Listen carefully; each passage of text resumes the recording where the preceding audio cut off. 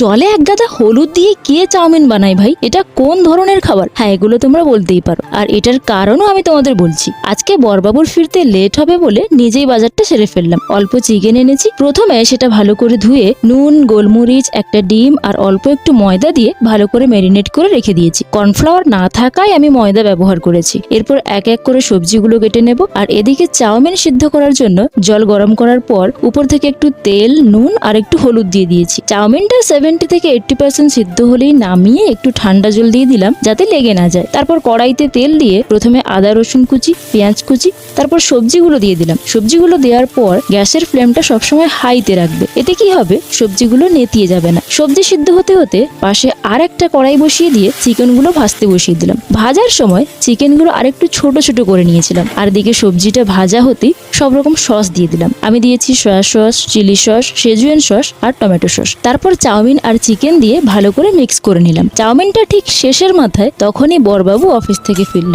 এসেই বলছে, যা বানিয়েছো তাই আগে খেতে দাও। পেটের মধ্যে ইঁদুরগুলো দৌড়াদৌড়ি করে ক্লান্ত হয়ে গেছে। তাই বললাম আগে একটু চাউমিন খেয়ে নাও, তারপরে ড্রেস চেঞ্জ করে ফ্রেশ হবে।